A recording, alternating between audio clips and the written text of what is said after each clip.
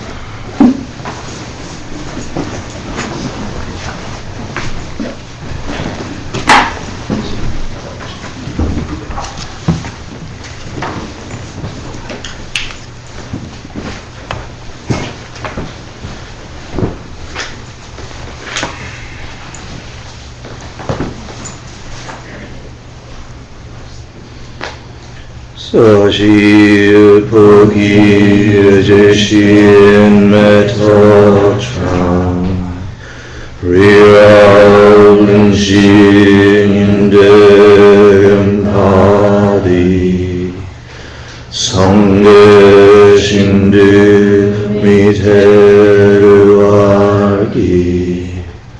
Drochun Namdar Shinmachu Parsho Idam Guru Ratna Mandala Kamniyatayami Sangye Jidam Saki Jodnama Janju Bardu Dakni Tafsuchi Daki Jinyen Gipe Sonam Ki Drola Panchir Sangye Drupasho Sangye Jidang Saki Choknama Janchu Bardu Dakmi Gyavsuchi Daki Jinyen Gipe Sonam Ki Drola Panchir Sangye Drupasho Sangye Jidang Saki Choknamba Janchu Bardu Dakni Gyavsuchi Daki Chunyang Gipe Sanam Ki Drola Panchir Sangye Drupasho.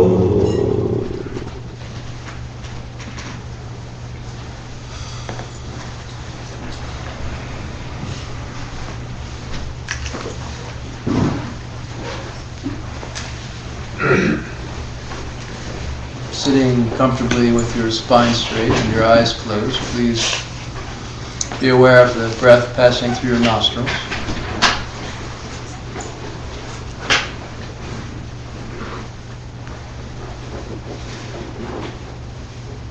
Bring your awareness to the feeling of the air passing the tips of the nostrils.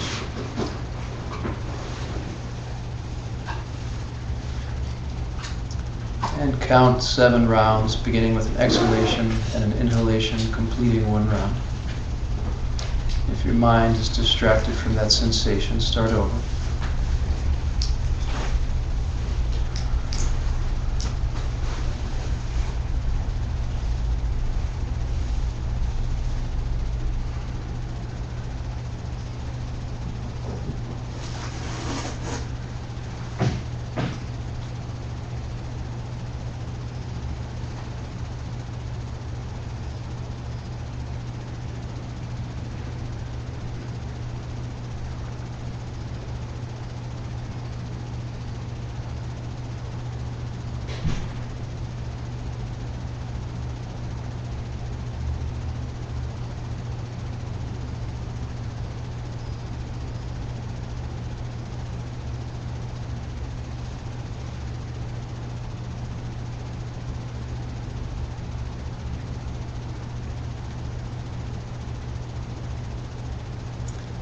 Bring your awareness to your heart, to the holy being that joined you there at the class last week, the holy being that you invited, who merged into your heart, blessed your mind stream. Bring your awareness back to that holy being. Feel their presence there.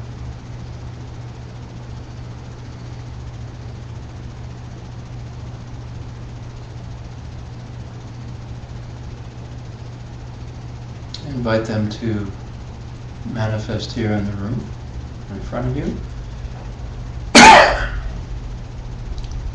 You can feel their presence near you or visualize them in your mind.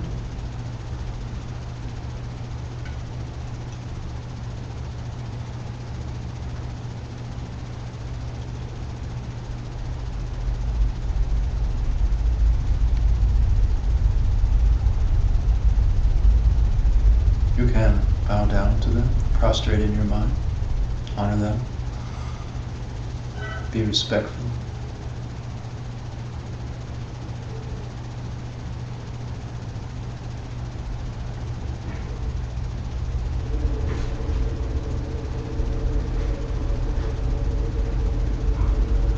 You can imagine that every atom in existence is a being prostrating to them, taking the form of a being which is honoring them.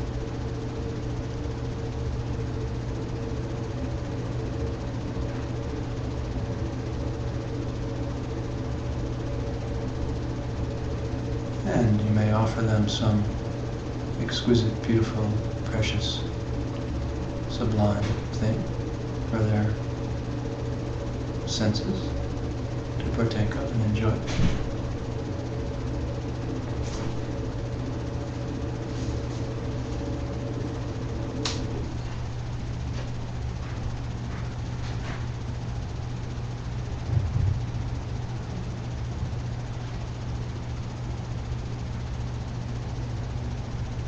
And see them in great bliss, enjoying it.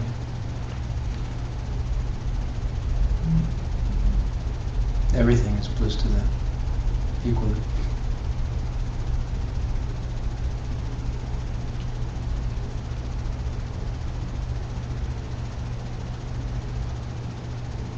You can offer them a rock, and it is the same bliss as offering the most beautiful form or object.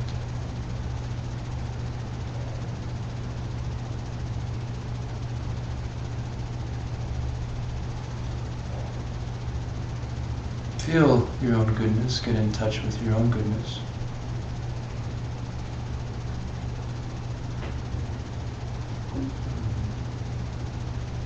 Feel it very clearly and strongly, firmly.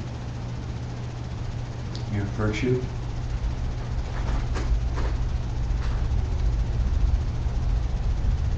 And offer that to them.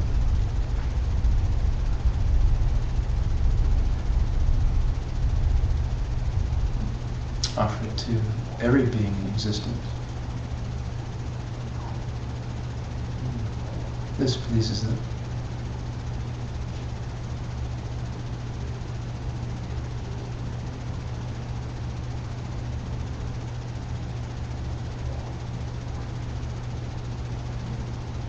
Imagine that your offering of virtue destroys all of the negativity throughout all existence. All beings are happy everywhere.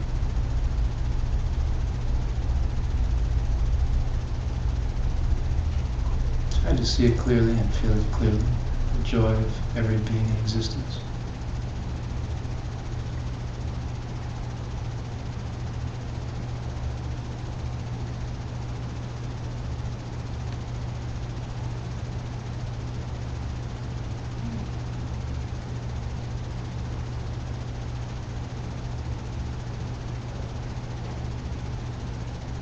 Ask this holy being to bring you to a place where you can achieve that permanently.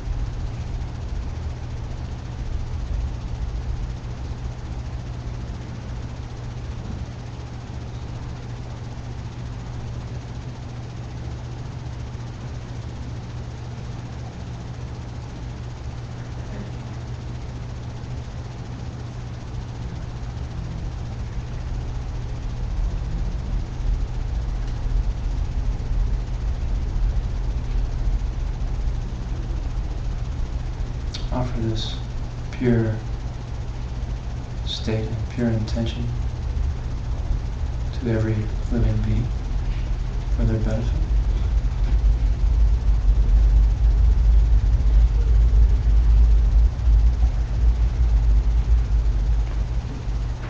May it truly come to pass.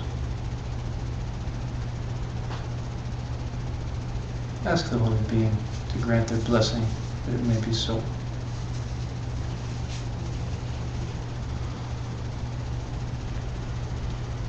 And they join you happily, abiding above your head, becoming smaller and brighter as the crown ornament facing forward with you.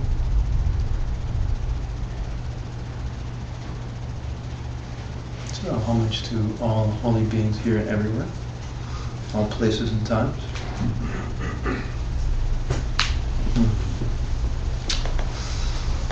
Thank you for coming.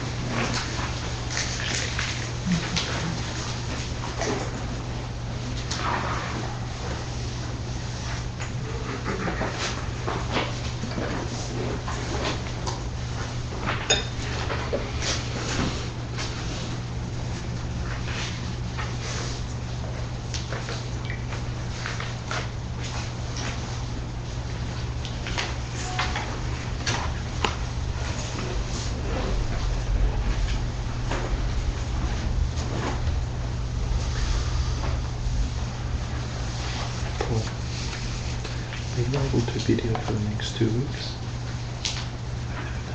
Have you ever done it? No, I don't. Are you going to be doing for the next 2 weeks? Next 2 classes? After 2 weeks. Have you ever used it?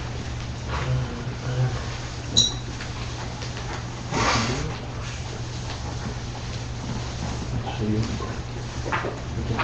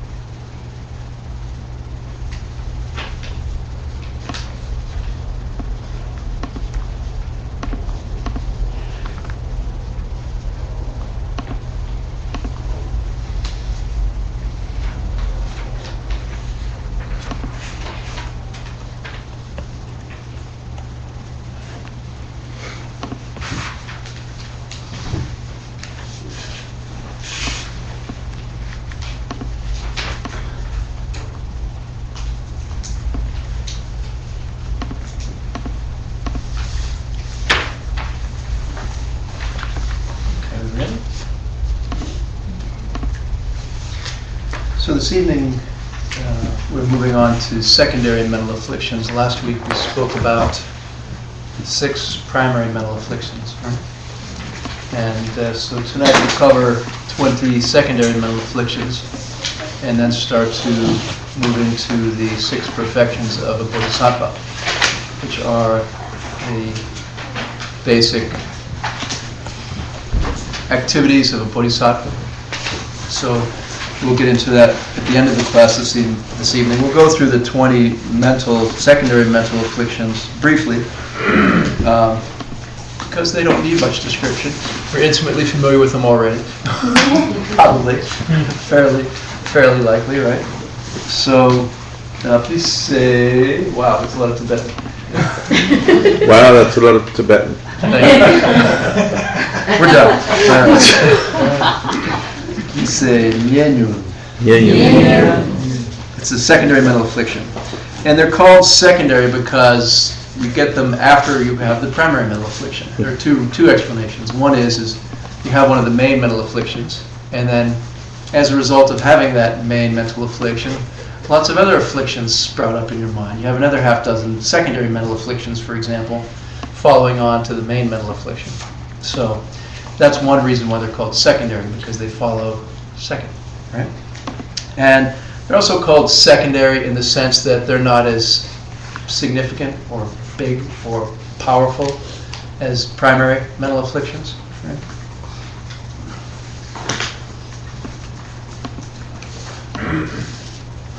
So on the homework it says pick your 6 favorite and list your 6 favorites. So you can remember those which you relate to. It should be fairly straightforward, right? So please say Trova. Trova means anger. And that's why we don't translate the primary mental affliction, preferably don't translate the primary mental affliction as anger. This secondary mental affliction is anger, right? Primary mental affliction stems from what? Disliking things, right? So we make the distinction, all right? So there's a natural progression from disliking something in a big way, right? ignorant disliking, right, to feeling, or feeling angry about it, right? If we have this thought that there's something out there from its own side, and I don't like it, and it's that person's problem or that thing's problem, then we're going to get angry at it, right? It naturally follows. So it's a cause to prepare to harm someone, right? When we begin to feel angry, then we're much more prone to lash out. And personally, in my life, in my experience, just for myself and what I see in other people, anger is a weapon. Really, anger is most frequently used as a weapon to lash out at someone in a powerful way, right? I mean, typically it's verbally. I mean, if you're not a violent person, if you're a violent person, a physically violent person, then obviously there are those people who get angry and lash out physically, hurt people physically. But I think for the average person, when they get angry, they lash out verbally, right? And if not verbally, then even mentally, what's wrong with that idiot? And, it's still a kind of a mental attack on the other person, for example, if there's anger directed at the other person, even if it's not expressed. So anger is really a basis and a prelude to attacking someone on one level or another, whether it's mental or verbal or physical, right? And I think we probably all experienced it in our life, where it's just like, I get really pissed off and I get really powered up. I'm so powerful, I'm so empowered when I'm angry. I got so much energy and so much juice, and I can really blast them now, so much more effectively than if I weren't angry and powered up, It'd be like, it's like little, like, wah, wah, wah, wah, if I weren't angry, right? By getting angry, it's like, got them good, right? So, like that. It inspires us to hurt someone. So please say, Kunzin. This is retaining anger, and retaining anger over a longer period of time. In the first few moments of getting angry, the first 5 minutes or something, that's just being angry. But then, how long do we hold it, right?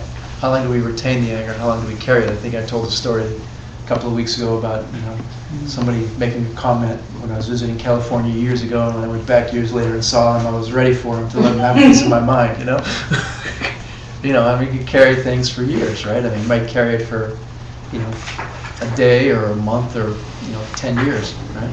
So it's an affliction, right? Retaining anger, it's just continuing to maintain harmful thoughts towards people or a person over a long period of time, right? Hopefully not actively disparaging. I mean, sometimes it leads to actively disparaging people or actively, saying unpleasant things or making undermining comments about other people, right? You have a bad attitude or hold a grudge and go around saying, yeah, they're no good at this and no good at that, and not a very good whatever, right? So, for all we know, they were joking when they made the comment 5 years ago that we're still pissed off about, right? They don't even remember it. I mean, that's typically how it goes, right? Somebody says something in passing, they don't think anything of it. We're still pissed off 3 years later, and they don't remember saying it, and they weren't serious in the first place, So, mental affliction. So, anger is the first 5 or 10 minutes, and then the kunzin, the retaining anger, is however long it goes on after that. And it causes intolerance. It causes this sort of hard attitude. Okay. Please say sikpa. It's like irritation. It's kind of, it derives from anger, and it causes us to speak harshly. We feel annoyed or irritated with someone, and so we might, lash out or snap at them or have some choice words for them, right? So, it's like someone's been annoying you, bothering you, right? And so this is like a pre-anger. It's like even before you get angry, you start to have that low-level irritation, that low-level annoyance from somebody, and you're not quite pissed off yet, but the irritation is there and it's starting to accumulate, it's starting to build, right? And eventually it makes its way toward anger. So this is the pre-anger, the feeling that leads up to it, right? And its job is done when you start to say something harsh to the person, when you actually get angry and and lash out at them, right? So please say Namse? No. This is malice. It's kind of like an uncompassionate, harmful attitude towards a person. A state of mind where you're ready to hurt someone. It's kind of like ill will, malice, ill will. Not quite. Malice is you just wish someone ill. Ill feelings, ill will, unkind sentiment towards a person, right? Harboring some feeling of, I don't know, how would you describe malice? How's it different than anger? Well, let's describe malice first. How would you describe malice, Bruce? You're good at this. I knew you were going to ask me this question somehow. I don't. It's you. I think malice is a more premeditated state than anger. Anger is more spontaneous. Malice is something that we reflect on consciously, and which we, where the intending of it is part of the experience. You've reflected. That's exactly right. You've reflected upon it, and you've made a decision in your mind You decided, right? to hurt someone. There's a decision involved that says, I don't like that person and I'm going to get him, or whatever, So anger tends to be a reaction, right? It's like, they pushed my button, I got pissed off before I even knew what happened, right? But then malice is more this thing of like, I really don't like what they did. And they really dissed me, and I'm not going to let them get away with that. And next time I see them, I'm going to make them look bad, or whatever. There's some kind of thought process and some kind of decision to go after them and harm them in some way, something like that. So in your mind, you've decided to hurt somebody in some way. Something like that. Okay, please say number 5, tracto.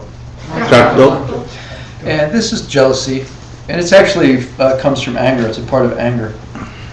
It's defined as an inner disturbance of the mind, which out of a desire for gain and honor cannot bear the sight of another person's happiness.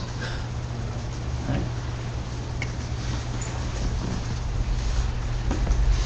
It says, the mind is disturbed in a way that says, me. It's all about me. Pay attention to me. I should be the hero. I should get the attention. I should get everything good.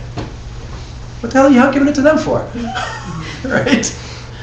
Why'd you give it to them? I deserved it. I should have gotten it. Right? I don't want them to have it. I want to have it.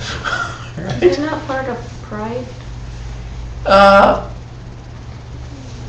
We're going to come to that one. That's a specific affliction, and so we'll come to pride, and we can make the distinction when we come to it. Okay. There's a particular word that's used in that context, so we can see what the distinction is. But in this case, it's kind of this sick. If you're a bodhisattva, if one is an aspiring bodhisattva, it's like a sickness, right? It's the opposite. I mean, it's like some corruption of one's aspiration and motivation to be a bodhisattva, right?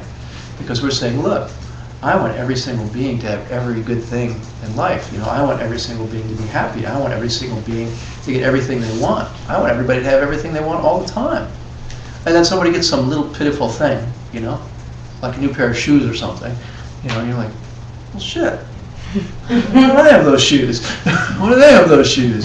Or whatever. Why'd they get the raise? Why did they get the extra $1,000? Why did I get the extra $1,000? Whatever, Why'd they close the deal? Why did my competitor get this instead of me, Instead of like, oh, I'm glad my competitor got it. I'm happy that they got it. May they have every success, So it happens on all levels. It happens in business. The sense of jealousy happens in business. It happens in our personal life. Why do they have the beautiful partner and not me? I want a beautiful partner and I don't have one. I don't want them to have a beautiful partner. I want a beautiful partner. I feel bad. Whatever. Whatever it might be, right? So it's pretty hypocritical for a bodhisattva. I mean, it's like, if you're a bodhisattva, you're supposed to be like saying, I'm going to hell to help people. I don't care if I burn, I'm going to help somebody, right? But instead, we're just like, no. I don't want them to have shoes. I can't be bothered. It's too inconvenient for me to have nice shoes and for me not to have nice shoes. But I'm making up a silly example, but I don't want. I can't be put out $1,000 if they're going to have it instead of me. I can't be happy. So how are you going to be happy going to hell to help somebody if you can't be happy if somebody got $1,000 instead of you? I mean, it just doesn't compute, right? So So, we have to be very careful about this one because it grows in our mind quite easily, right? I mean, it takes root in the mind very easily, and it's just there and we don't even notice it often. It's just this sense of, look at all these people with all these beautiful apartments. Why don't I have one? Why do they have a 3-bedroom and I have a 2-bedroom? Why do they get the convertible and they couldn't afford it and I got the hardtop? Or whatever, right? I mean, it's like, I really wanted the Mercedes SL 660, but I didn't get that one. Whatever the hell it is, I don't even remember. S65. Thank you. Mark used to call me and say, I used to be like, yeah, I gotta go do something at work. And he's like, what kind of car are you driving? It's like Mercedes S something or other. He's like, an S65? Wow! I wasn't attached to it. He was happy for me. He was very happy for me. He was rejoicing. I was like, yeah, when you step on the gas pedal and you're going 70 miles an hour in 3 seconds, it's ridiculous, I mean, it's like, Bruce, you can relate, right? It's a guy thing, right? I know, ladies don't relate. I did the shoe thing for you, okay? I much prefer the shoe thing.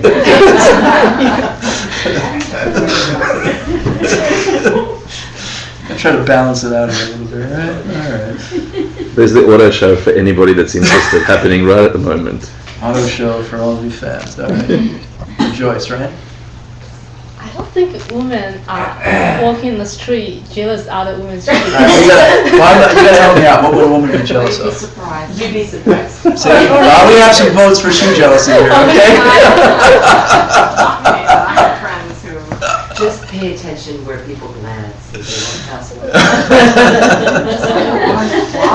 I tend to feel sorry for them for the uncomfortableness for the Well, you pick a jealousy that you like. I don't care. We can use any jealousy, Anyone's fun. Yeah. Do you have a favorite jealousy? You want to share? No, it's actually... So young. Okay, number 6. Please say you. This is insincerity. It's like a falsity. Not being willing to admit you're false, right? Like deceiving yourself, right, and other people. It's like, no, I'm fine. Everything's great. I'm good, right? I don't have any problems. Life is good. I mean, there's the social thing where somebody says, how you doing? You're like, oh, yeah, good. I mean, that's not really what we're talking about. If you walk down the street and you say, how you doing? People expect you to say, I'm fine, right? I mean, people don't expect you to say, well, let me tell you about what's going on in my life, right? So this kind of insincerity and denial is not being willing to admit your shortcomings. It's not, lamenting. It's saying, look, I don't know, shortcomings, me? What shortcomings? Problems, me? What problems, right? So, and I think this is a little bit of a tangent. Maybe I shouldn't go there, but I think it's dangerous, especially for Dharma teachers and yoga teachers and spiritual teachers. It's just like, I'm a shining example of perfection. Thank you very much. Send all your positive projection over here. I'll take it. I can do no wrong, or whatever. But So the point here is it's a mental affliction. Okay, I'm not my position. I readily admit all of my problems and faults to a fault. Nah, just kidding. I couldn't resist. All right. So, it's like being a know-it-all in some way, right? This kind of sense of like, look, we all have it, especially if we're successful. If we're in a successful period in our life, or if we're successful in some respect in our life, there's this thing of like, I got it down. I know. I understand. I get it. You don't get it. I get it. Yeah. Could this be what my wife calls me, Moses? I maybe it's because you're bald. I don't know. I thought she meant it, but maybe this is a subtle mockery of this. Take this one back to her. Right? Wow. Yeah. Okay, Moses. All right, Moses. Unless you do something funny with water. Do you do something with the dishes that you can't get the dishes, or water goes away?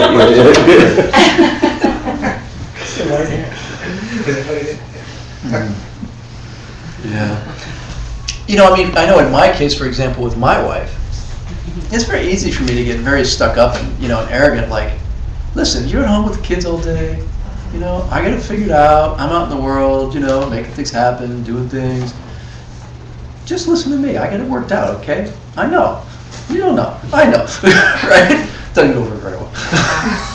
But it's kind of the point. It's like, I'm great, and I don't have any problems, and I don't have anything going on, and it's a sense of insincerity.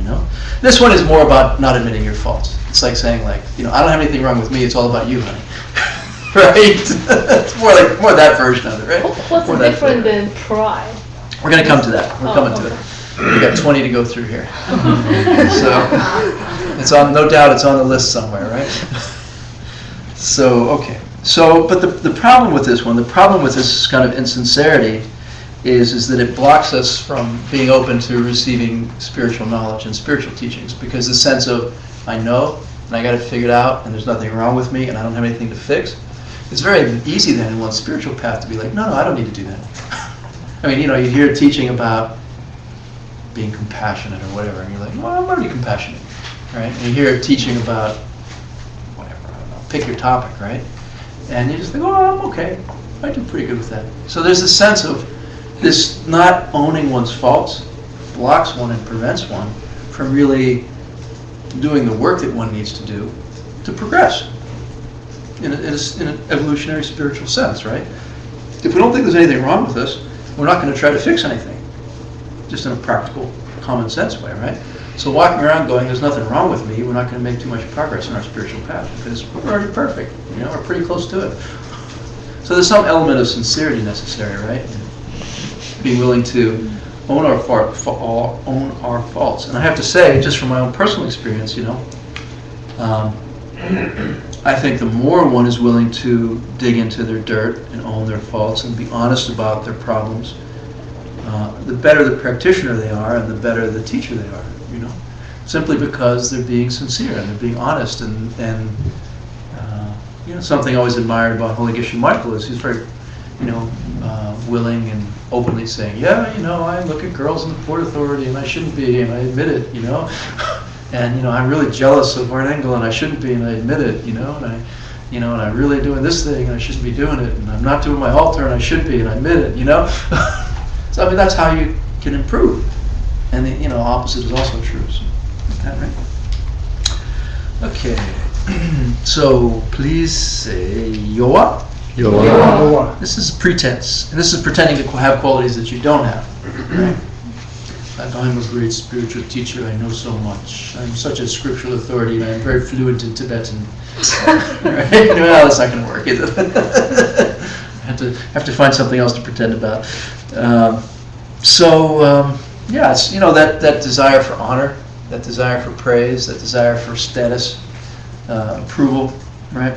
So there's a story of a meditator in Tibet who was in just a retreat in a cave, and he had a sponsor, and his big sponsor was coming by, and so he hadn't done his altar in a long time, and so he made his altar very pretty, like he was doing a nice altar, and then he realized, this is pretense. I don't keep my altar nice, and I'm pretending to keep my altar nice for my sponsor. And he just picked up a handful of dirt and threw it on the altar, and trashed his altar. And then there was another teacher who was in another part of Tibet who had ESP. You could see, and he said, "Oh, there's a very great virtue that someone just did, so a great spiritual event has just happened." So it's like that. There's no pretense, no pretending.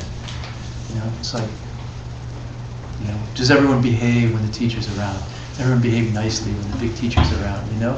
It's like, oh, I'm so holy, I'm so spiritual, I'll sit here nicely, I'll be kind to everyone because the big teacher is here, But then, when it's just you and them, you're just like, yeah, I'm busy, get out of my way, I gotta get my coat, get my shoes, right? It's a form of pretense, right? Yeah, but if Geshe Michael call you, say tomorrow he's going to visit your apartment, are you going to clean tonight? I don't know. Probably. But you see, it's a difference between pretense and honor. I think you have to say. Yeah. If I did it, hopefully I would do it to honor him.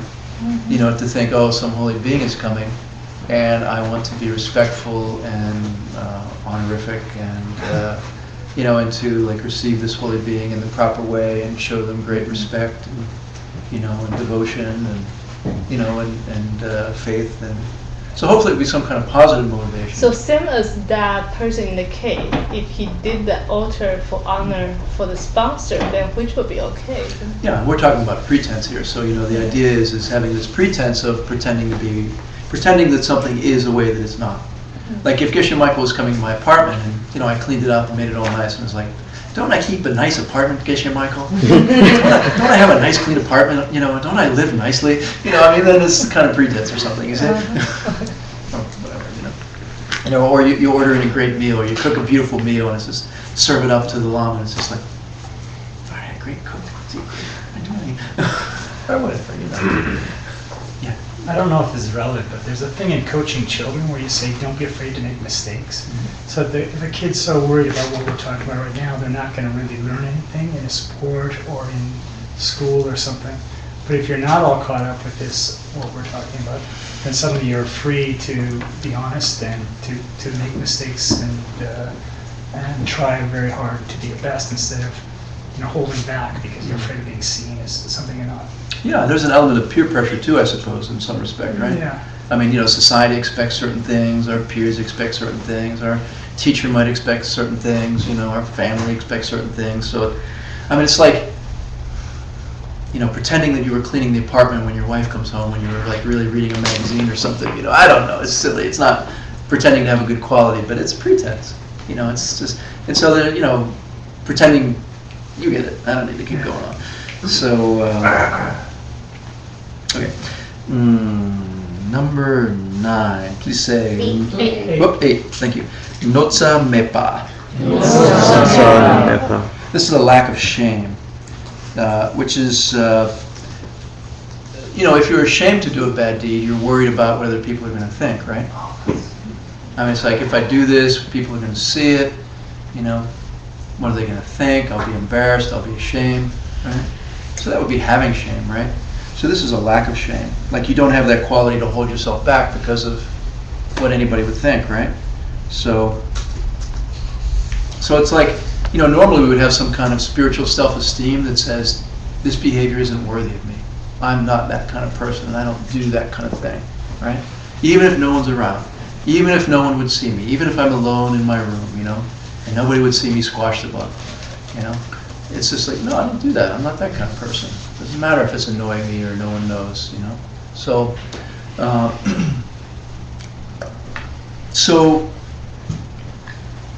mental affliction is the lack of that. If you don't have any shame, if you're shameless, then it's this thing of, I don't care what anybody thinks. I'm going to do whatever I want. And I meet people like that. Especially people who are powerful and wealthy. They're just like, screw everybody. I'm doing whatever I want. I can afford it, It's just like, I got the money, I got the power, I can do whatever I want. As long as they don't catch me and it's not illegal, as long as they don't catch me. Even, right? So, there's this shamelessness that says, it doesn't matter. I'm doing whatever I want to do, irrespective of anybody or anything. So that's a kind of shamelessness, right? Lack of consideration, right? So, okay, then please say trelme. Inconsideration. Not caring what anybody thinks or feels when you do something. Right? Not causing others to, not avoiding a bad deed which would cause others to lose faith. Like if you're a monk, for example, and people have faith in you because, you're supposed to have discipline and training and ethics and all the rest, and you're walking down the street, staring at all the pretty girls that go by.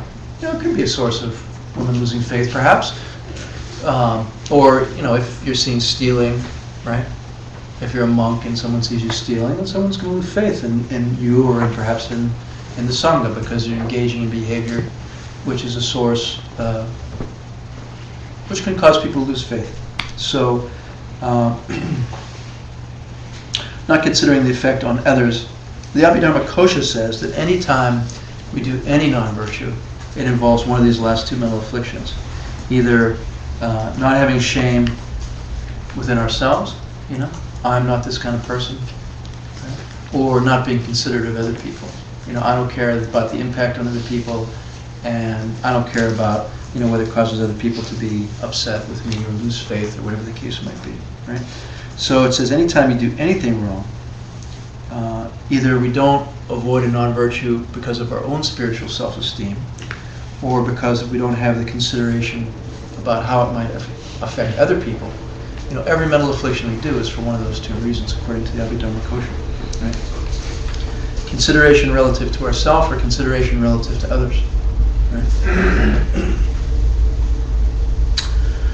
I mean, if there's consideration of ourselves, we wouldn't do it, presuming we had the capacity and the wherewithal. If we had consideration of others, we wouldn't do it. Either one could stop us from doing a non-virtue. Okay, please say chapa. Chapa. This is hiding our faults. Concealing one's faults. Failing to follow our good urgings and hiding our faults, right? They say it's a cause of regret and prevents knowledge from staying in our mind. Hiding our faults actually prevents knowledge from staying in our mind. So the prior one we had was pretending you had spiritual qualities that you don't have, and this one is hiding bad qualities that you do have, right? It's like, yeah, I know I'm an angry person, but I'll never tell anybody, and I'll never admit it, and I'll never let on, right? So the longer we hide something, the more the karma grows, right? When we collect the karma, it grows exponentially, right? And so the longer something remains hidden, the more it grows and the harder it is to clean. So it's very important to admit the things we do quickly. So if we engage in negativity, if we're angry and we get angry at someone, rather than pretending that it wasn't me, it wasn't my fault that I got angry, it wasn't, it's your fault, I'm not an angry person, you made me angry, whatever the scenario might be, there's this not opening oneself and not confessing and not admitting one's afflictions and negativities and non-virtues. And that act of admitting and confessing one's negativities and non-virtues is karmic purification, which undermines the karma and nips that karma before it has time to grow and flower and expand. Yeah. But hiding the fault can also be construed as restraint. Well, hiding it from the perspective of not visiting upon someone, you mean? Yeah, people don't necessarily need to know that I have an angry impulse every third sentence.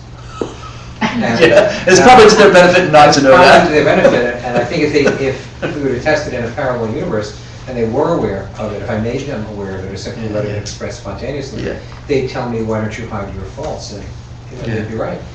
Yeah, and I don't think the point is that we're publicly broadcasting every single thing that's going on inside of us. I think the point is hiding our faults to ourselves. Like I'm not going to admit to myself that I'm an angry person. Like when I do 4 powers, when I purify negative karma, I don't go up to my coworker and say, "Let me just tell you about what I did. Let me confess it to you, and let me, blah blah blah blah." Right? Get down on one knee and confess and please forgive me and all. Let me do a few prostrations here for you too while I'm at it, right? Not like that, right? So, different parallel universe, right?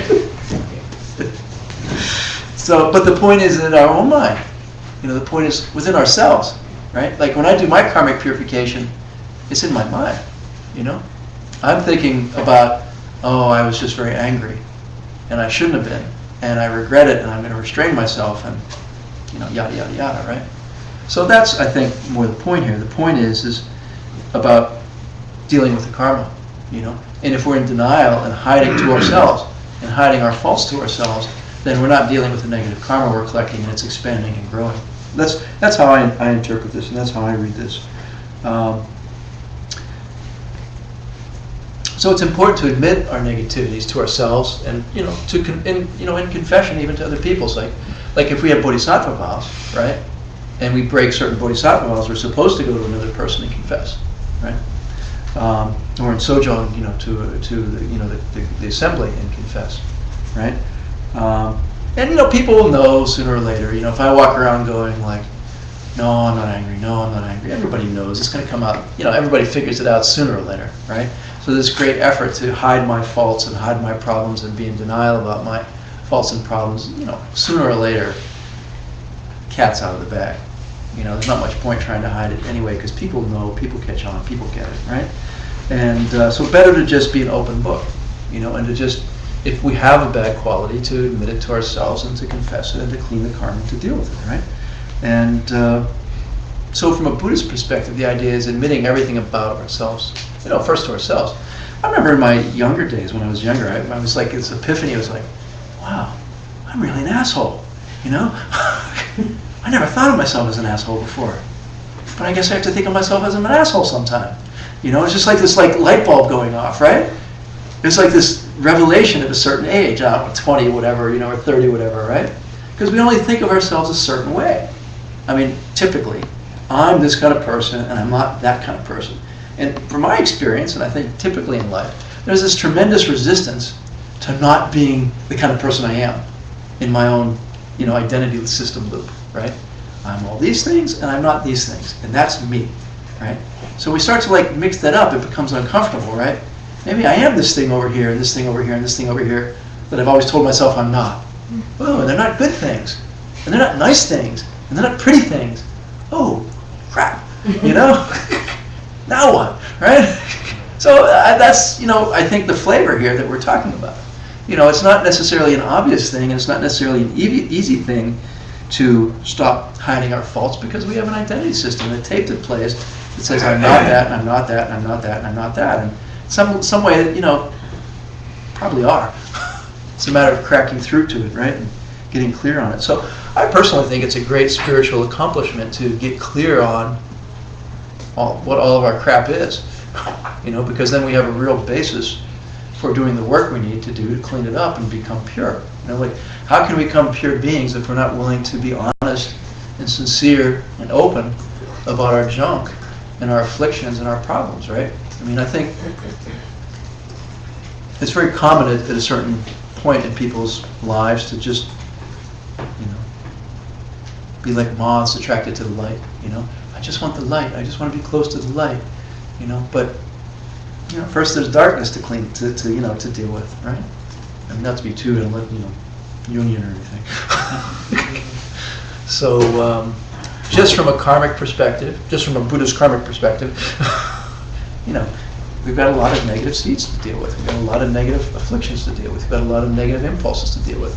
And if we're not able to see what they are, how in the world are we going to deal with them, right? So it's a very important part of the path and the process to be really open and honest and sincere with oneself, in my opinion, and very candid with oneself, and to just say, I'm just going to stop pretending to be a nice person all the time. I actually have a lot of crap in here, and I need to be real and honest about it. I think it's a much healthier way to go. Obviously not in a way where we're just spewing at people, because there's becoming aware of our negativities and afflictions, and then dealing with our negativities and afflictions. Not just, I've got 20 new afflictions to share with you now, never mind, It's like, hopefully going through these 20 afflictions won't be a basis for us to just, uncork it to the world. All right? Okay. Where are we? I lost my train of thought here. We did number 10. We're on number 11. Serna. Please say serna. Serna. This is stinginess.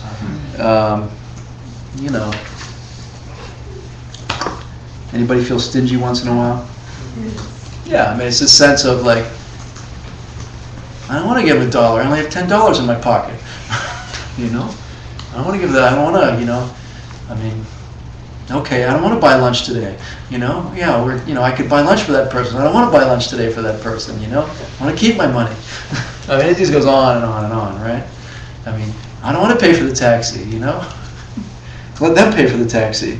So anyway, we don't want to give things. We want to keep it tight. Tight-fisted, parsimonious. I don't know. We could probably go on a long time, right, with examples of stinginess, but it's probably not necessary. Okay, please say number 12, gyakpa. Gyakpa. Yakpa. Yeah. It means fat in colloquial Tibetan. No, being fat was an affliction, right? It's not. It means mentally, it means in the mind, puffed up in your mind, being focused on your own good qualities and being puffed up about your own good qualities and being somewhat enlarged in your own mind about yourself, you know? Being a legend in your own mind, right? I suppose you could say would be Gyakpa, conceited. Focusing on our own temporary good qualities like, aren't I beautiful or handsome, and aren't I successful, and aren't I fit and trim, and aren't I smart, and, you know, etc., etc., etc., right? All those things. I'm so spiritual, I'm more spiritual than them, you know? Okay. Please say Madepa. Madepa. This means lack of faith, not feeling faith.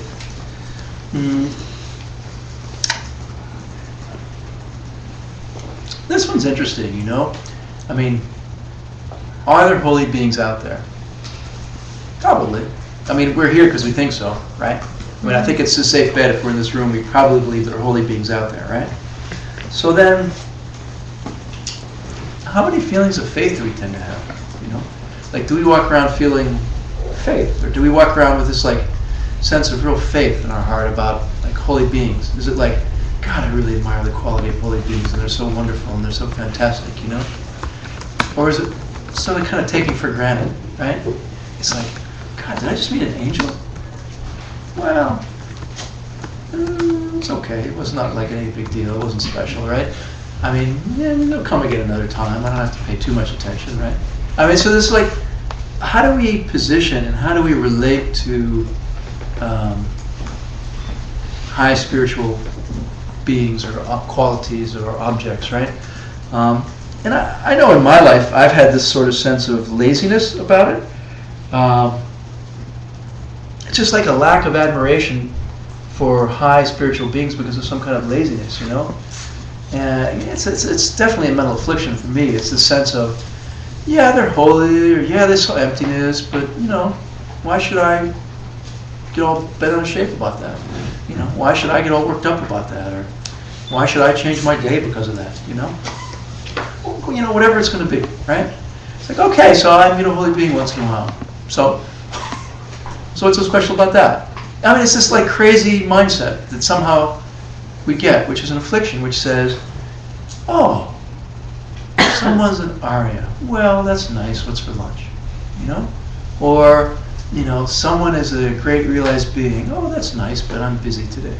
And, you know, obviously there's a balance in our life of, you know, having to support ourselves and work and do the things which we have to do in the world. But then by the same token, even while that's happening, how are we feeling mentally? How are we thinking about these high spiritual beings and high spiritual qualities, you know? And I know in my life for many years there's been a sense of I want it and I don't want it, because it's kind of inconvenient to really have to go for it all the way. You know, like to have to really go for it can be really inconvenient, you know? You know, like you go to retreat and you meet a holy being and they're just like, yeah, but now I'm going to like be right by your side all day, every day, and you can never do anything wrong because I'm like right here watching you like 24/7 every second. Well, shit, I don't want to live like that, you know?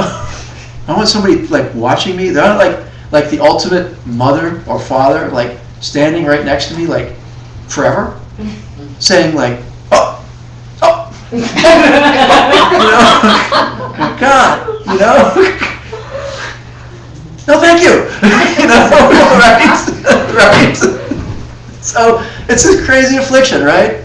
Oh, I can hang out with an angel forever, I guess, but I don't know, it'd be awfully inconvenient, you know? It'd be awfully troublesome, right? You know, it's like this crazy thing we get going in our mind, right? So, anyway, we have to deal with that mental affliction. So, some kind of lack of faith or it's like a disconnect almost, I think, yeah. Are you talking about a lack of respect or a lack of appreciation or a lack of like faith as in you're not sure you believe it's true when you haven't investigated it yet, you're not sure you believe? No, it's not, you know, you're supposed to be skeptical, you're supposed to investigate, you're supposed to put it on the shelf until you're clear. And, you know, we talked about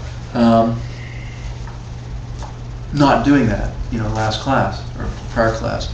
is this not making the effort to figure things out because then you have to actually do something, right? No, this is when, like, you see somebody and there's somebody worthy of admiration, right? And it's just, you don't have admiration for somebody worthy of admiration because it's just too much effort and you're just feeling lazy about it and don't want to bother. So that's lazy. That's a laziness. Yeah, it's laziness. It's lack of appreciation and lack of admiration because of laziness. Yeah. Yeah. So,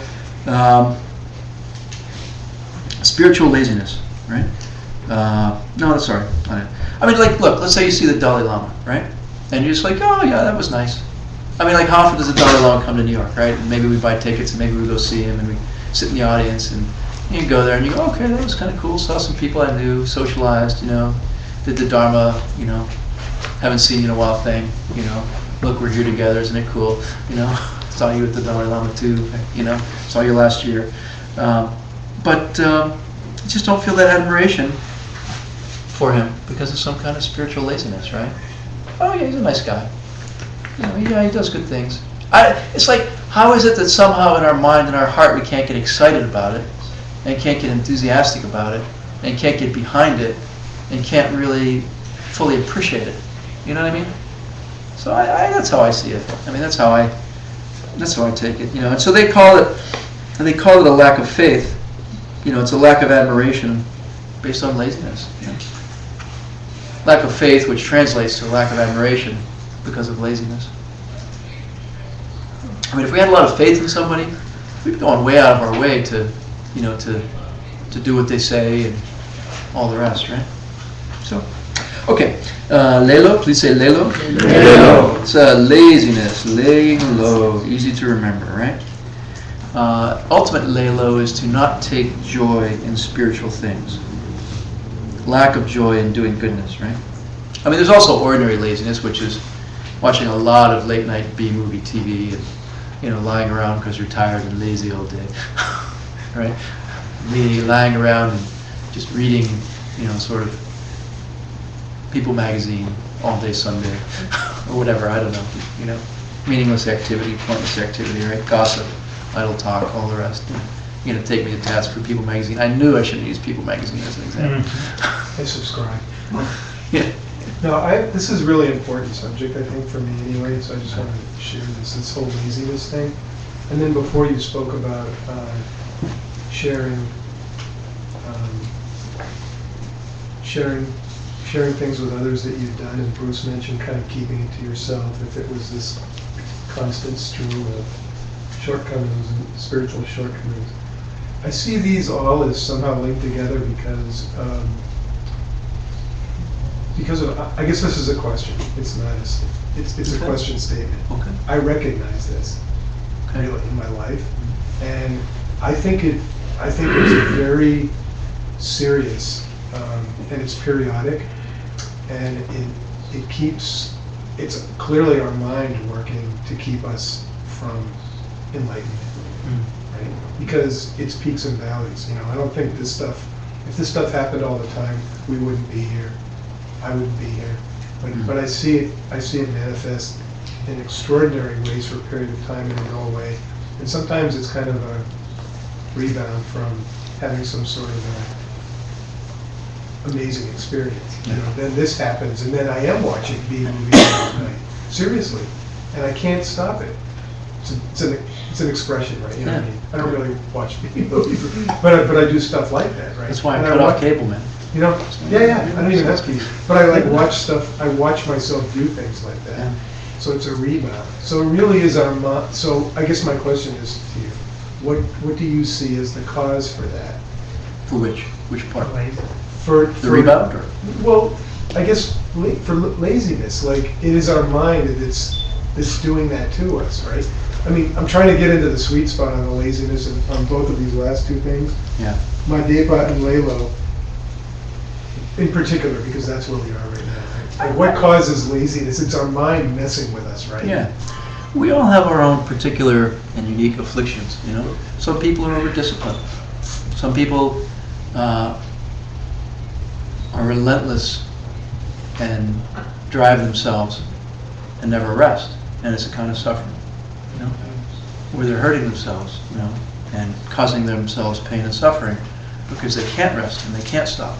So that's a potential affliction, just like laziness is a potential affliction. And as human beings, we all have our own unique, particular mix, you know. And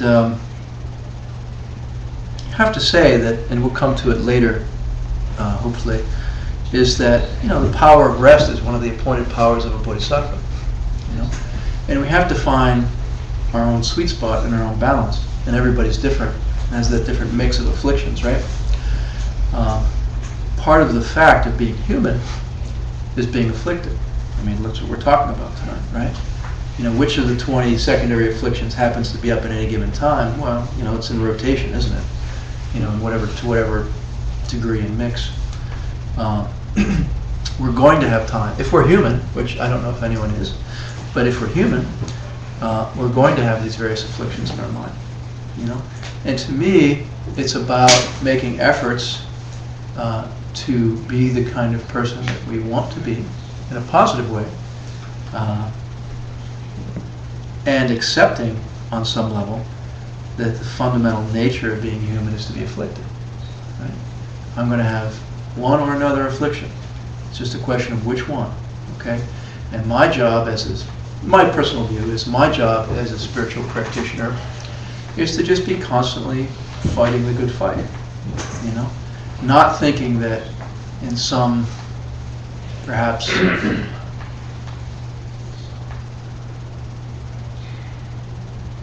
hate to use the word, but a naive way, that somehow my afflictions are going to stop today, or tomorrow, or next week, or next month. You know, I don't know when my afflictions are going to stop. I don't know if it's a year, or 10 years, or 10 lifetimes, or 1,000 lifetimes. But part of being a seasoned spiritual practitioner, in my opinion, is being okay with that. You know, and just saying, you know what choice do I have? You know, what are my choices, right?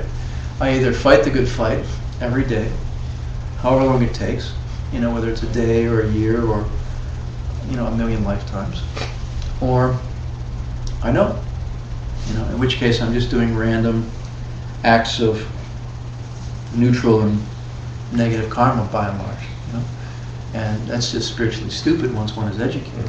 So once one is an educated Buddhist, I mean, what are you left with, right? You're just left with, you know, crap comes up, I don't know how much I got, just clean it, you know, work on it, and it'll end when it ends. And my job, and I'm not being flippant for it at all, you know, I'm very serious. My job as a spiritual practitioner is to use the most powerful means possible, right, to the best of my ability, and to accept that in a way where I can treat myself well, right? My job as a spiritual practitioner is not to just find more reasons that I'm bad or I'm doing something wrong, or, you know, I'm not good enough, or I screwed up, or I'm inadequate, or, you know, I have to run faster as a gerbil on a treadmill or something, you know.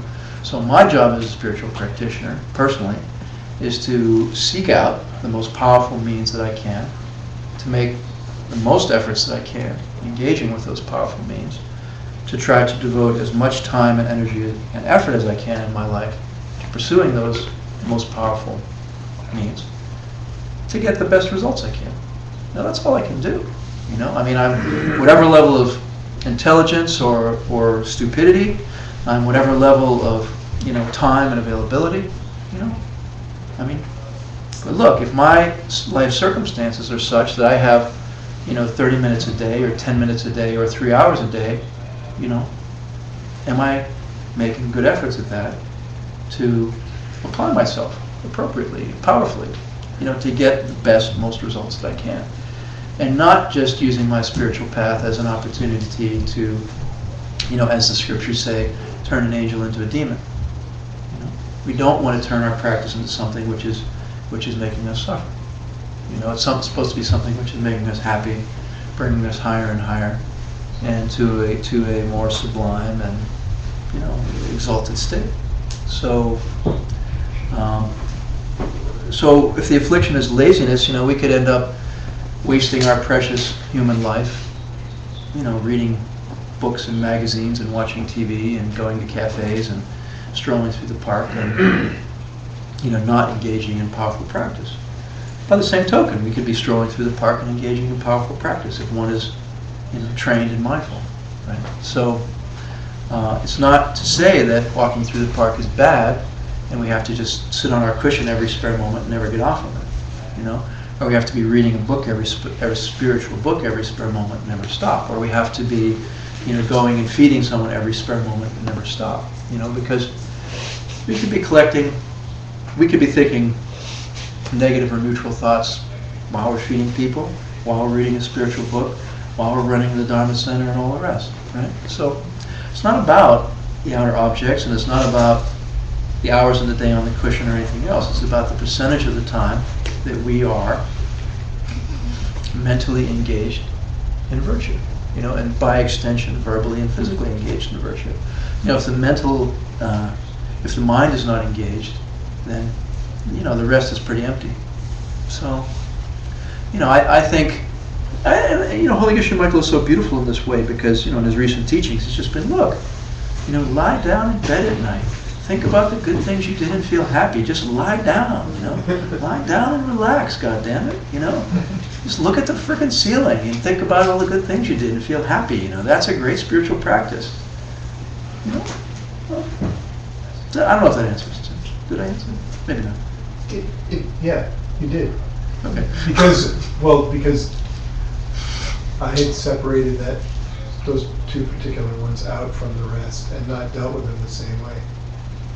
As others which I thought of as affliction, and this I looked at as some sort of personal shortcoming that wasn't getting lumped into the same group or being dealt with the same way. We have our strengths and weaknesses. Right. I mean, some things are easier to deal with than others. Some things we're just really bad at. And that's just what it is. I'm a lousy runner. And I don't practice much, like ever. And I'm never going to be a good runner if I don't practice. It's just the same way with certain mental afflictions. Some we're better at, some we're worse at, some we have to start at a lower level working on them. And that's why. So you're not going to be good at all of it. Just work where you are and make progress from where you are. Lila is also the first of the 5 problems of meditation, so the 4 antidotes work. Yeah. First 4 antidotes. Yeah. Okay. Number 15. Please say Bakmepa. Carelessness. Not being careful with your spiritual life.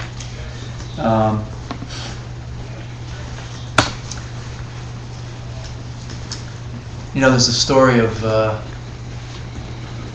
monk who was, in a village in Tibet in the olden days, and someone came up to him and said, "Look, I'll give you a choice of sleep with this woman, or kill this goat, or drink this bottle of wine, or else I'll kill the woman." Right? So you pick. So he said, "Well, all right, drinking the bottle of wine is, the lesser of the 3 evils." So he drank the bottle of wine. Then he slept with the woman and killed the goat. Right? Right? So it's like you have a couple of beers, you get careless, right? Have a bottle of wine, you get careless. The point is not the wine. The point is the carelessness, okay? It's that, this thing where when we lose our awareness, right, when we lose our inhibitions, that we're much more likely to do something negative, right? It's just not being spiritually mindful, not being spiritually careful, right? I mean, and a lot of things can lead to not being careful, right? Being tired, right? I mean, you stay up late watching late night B movies on cable TV, got to get up for work the next day, you're really tired, It's hard to be mindful, hard to be careful whenever you had a big breakfast, and sausage and eggs, and tired, your blood's in your stomach, you go to work, someone's annoying, it's very easy to misspeak, right? So there are a lot of things that can contribute to carelessness, and so we have to pay attention to how we live our lives and conduct ourselves and live our lives in a way where we can be mindful of our thoughts and the rest, right? Okay. Please say Janet. Jane. This is forgetfulness, losing your focus, not remembering what we're supposed to be doing, right? It's like I completely forgot that I was supposed to be ethical. Whoops, you know? I mean, throughout our daily activities, like how much of the day are we consciously thinking, I want to be virtuous right now? I want to do something virtuous right now. I mean, what percentage of the time are we thinking, I want to help somebody right now? I really want to try to generate some kind of loving feeling in my heart towards the people around me, right? I mean, that's forgetfulness if we're not doing it, which, you know, by and large I'm not. But I try, you know, that's the point of training, isn't it? The point of teachers and sangha and classes and all the rest is to remind us, you know, is to just have that little jog of the memory that says, oh yeah, this is what I'm supposed to be thinking about. This is what I'm supposed to be doing, right? So,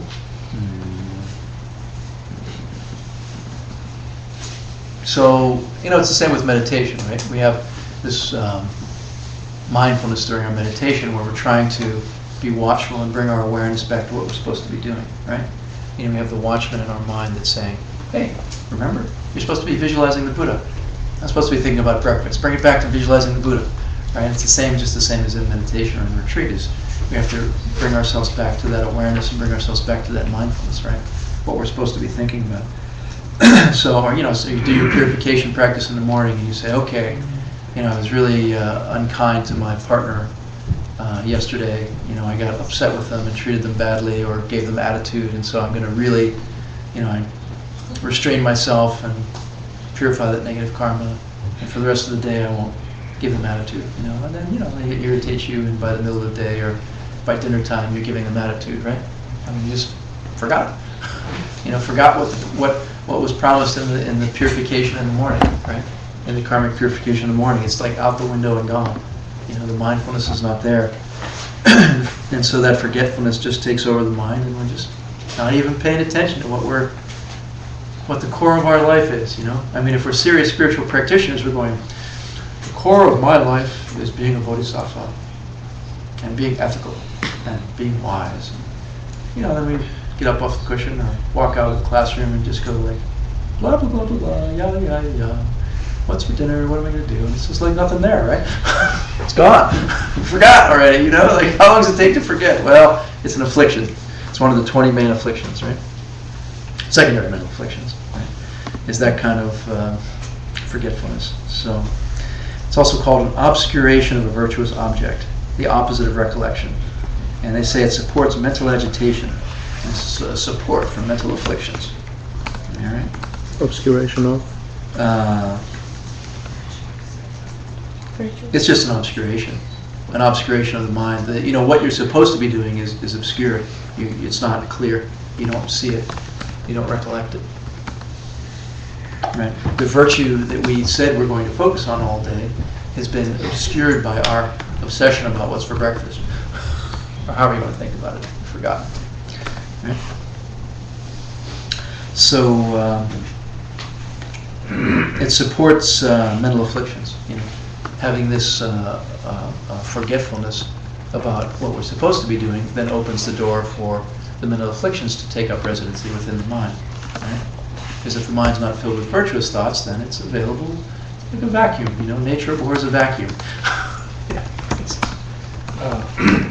I used to play golf, and the golf swing is incredibly complex, even though it looks simple, especially compared to, say, baseball, where the ball is moving, you have to move the target and so on. But golf in many ways is even more complex, and there's countless pages of instruction about how to swing a golf club and how to stand and what to think about. And the best advice I ever read about what to think about is forget everything you read except for 2 or 3 thoughts. Because you can't take more than 2 or 3 thoughts in with you when you're actually swinging. And if you try and think about all the good advice that there is, then you won't think about anything, you'll blow it. And so they call these the 2 or 3 swing thoughts, and depending on what kind of player you are, you need to either keep your elbow in or your head down, or whatever the mistake is that you typically make, focus on the advice and curing that. But there are so countless many good and worthy thoughts in Buddhism. The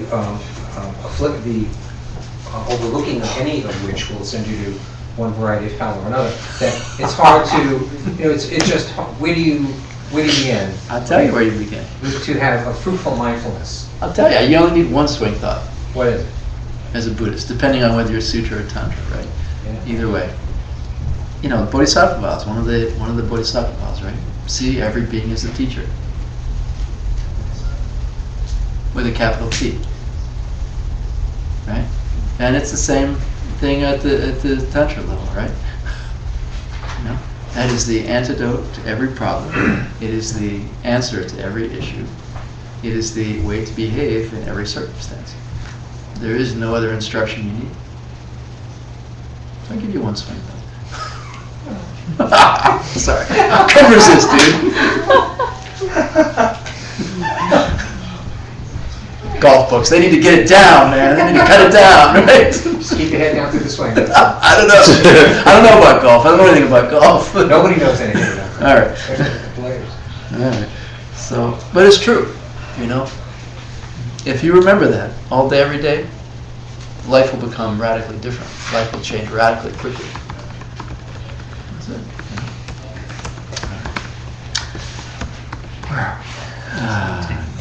Lack of awareness. Did we do lack of awareness? No, we did Jinya was the last one. We should get over here on Jinya.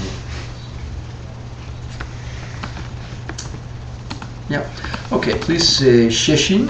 Shishin. Mayimpa. Mayimpa. Okay. Lack of awareness. Careless activity with your body, speech, and mind. And it's said to be a support for breaking your vows. Heedless, careless activity. I'm sorry, Jim, you said lack of. Lack of. It's a support for breaking your vows. It's heedless, careless activity in your body, speech, or mind. Careless activity, heedless activity.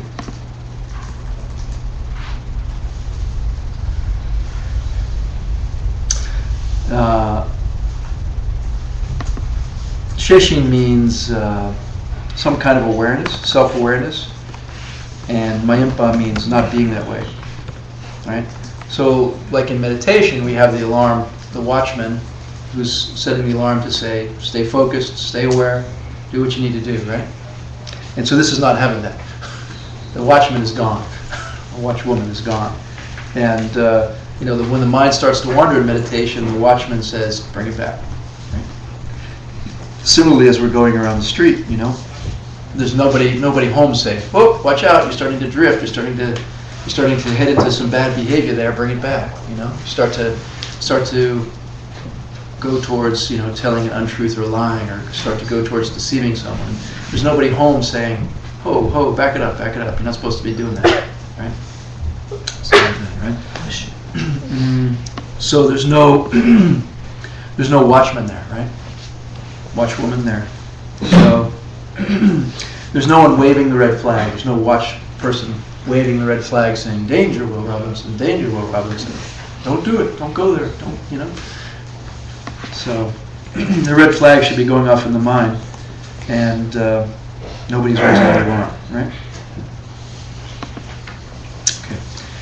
Mukpa, please say mukpa. Mukpa. Number 18, dullness of body or mind, kind of fogginess or torpor. This is like, you're just fuzzed out, fogged out, groggy, not focused, mind's not functioning very well, right?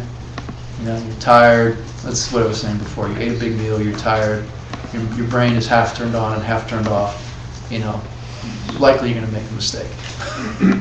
So the dull state of mind, you shouldn't have stayed out so late, shouldn't have eaten so much, shouldn't be so tired. And then an opportunity comes along to do something wrong or get angry, and we do. So a very fertile field for mental afflictions. That kind of mind is a very fertile field for mental afflictions. So what's the correct action once we sometimes find ourselves in those positions in life? Just stay home? Go to bed on time? Yeah. Cut off late night BTV. Disconnect your cable service is what I did. So you're talking about as a physical rest? The mind, for example, I had a period where I was getting up at 4 a.m. I was tired all the time. Very hard to think clearly, very hard to function clearly. It's like that. It's just like, gotta get enough sleep. If you're not getting enough sleep, your mind's not going to function well. It's So what do you got to do to get enough sleep? Well, I've got to figure it out. It's just a practical thing, eating too much sugar and always going like, or too much caffeine and just going, I'm not sure that's dullness. That's not dullness, but it's the same principle. Your mind is a little not under your control one way or another, which is not dullness. Okay, please say namyan. Namyan. And this is distraction towards a pleasant object, and it comes from wanting things ignorantly, right? Being attracted to a pleasant object, physically, mentally, whatever, right? Kind of desire comes from the main mental affliction of wanting things ignorantly. 20, please say gupa. Gupa. It's scattering. It refers to not being able to keep your mind one-pointed. Unable to keep your mind on a single thought, a single idea. And, it could be virtuous, too many Dharma projects going on, right? Too much going on at work, too much going on in one's personal life. We're trying to meditate and focus on the Buddha image in our morning practice, and we're thinking about, but then I got to go do this 108 Lives project, and then I got to go do the Kentucky Derby, and then I got to go do the and then you're not meditating, So even virtue can be an affliction if it causes this mental scattering, a lack of a focused mind. Right? So, thinking about the charity you're going to do later today is considered a bad deed once you've decided to focus on a virtuous object and you're not able to do it as a result of that.